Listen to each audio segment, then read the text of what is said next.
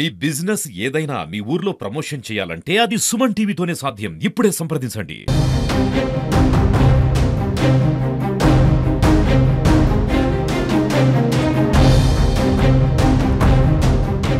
ఉన్నారు నిజంగా మేము రావడానికి ఒక వ్యక్తి కారణం. ప్రభుత్వంతో పాటు సమన్వయం చేస్తూ కూడా ఈరోజు మమ్మల్ని అందరినీ కమ్యూనికేట్ చేశారు అంటూ కూడా ఒక వ్యక్తిని, ఎవరైతే విజయనగరం వాస్తవులు ఉన్నారో ఒక వ్యక్తిని చూపిస్తా ఉన్నారో ఆమె ఈ వ్యక్తి.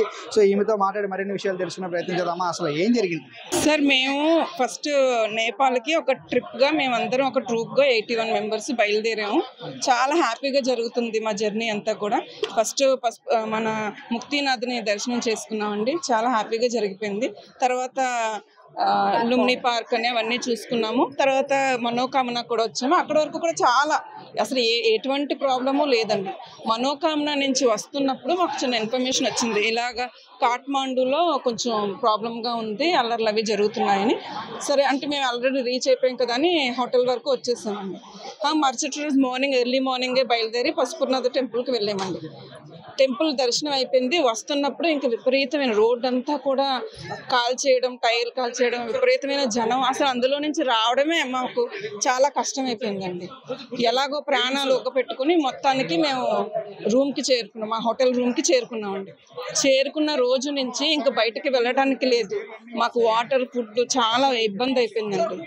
హోటల్ నుంచి జస్ట్ బయటకు వద్దామనుకుంటే ఈ ప్రొటెస్టెంట్స్ విపరీతంగా వచ్చేయడం, వాళ్ళ షాప్స్ పగలగొట్టేయడం, ఇంత విపరీతంగా ఉందండి ఆ ఏరియాలో. సో ఇంక మేము బయటికి రావడానికి కూడా లేదండి. అలాంటి పరిస్థితుల్లో ఇంక ఏం చేయాలో తోచని పరిస్థితుల్లో మా అబ్బాయి సాఫ్ట్వేర్ ఇంజనీర్ అండి, తనకి చెప్తే ఇలా పరిస్థితి ఉందని వెంటనే ఎంబసీ ఆఫ్ ఇండియాకి ఒక మెయిల్ పెట్టాడు. మెయిల్ పెట్టగానే వాళ్ళు రెస్పాండ్ చేసి మెయిల్ మళ్ళీ పంపించి నా నెంబర్ ఇచ్చారండి వాళ్ళకి.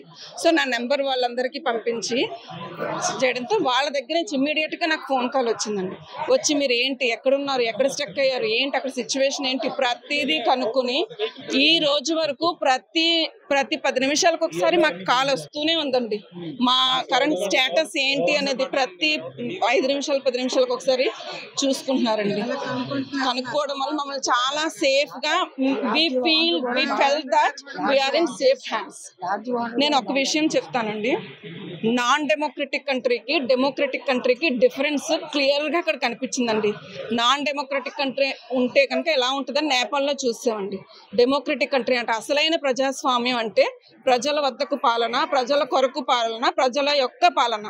అది మేము చంద్రబాబు నాయుడు గారి పాలనలో ఖచ్చితంగా చూసామండి. థ్యాంక్స్ టు చంద్రబాబు నాయుడు గారు, లోకేష్ గారు, రామానాయుడు గారు అండ్ సారా సతీష్ గారండి, కాకినాడ రాజ్యసభ ఎంపీ. ఆయన పిఏ మనోజ్ గారండి, ఆయన ప్రతి 10 నిమిషాలకి మమ్మల్ని ఫాలో అప్ చేస్తూ మా కరెంట్ సిచ్యువేషన్ తెలుసుకుంటూ మాకు ఎలాంటి హెల్ప్ కావాలన్నా ఎక్కడ ఇప్పుడు అక్కడి నుంచి నేపాల్ నుంచి ఇక్కడికి వచ్చామంటే in between we faced so many problems, so many little problems. అవన్నీ కూడా ప్రతిదీ కూడా ఆయన చూసుకుంటూ వచ్చి మమ్మల్ని సేఫ్గా ఇక్కడ తీసుకొచ్చారండి. Thanks to all the politicians, thanks to the AP government.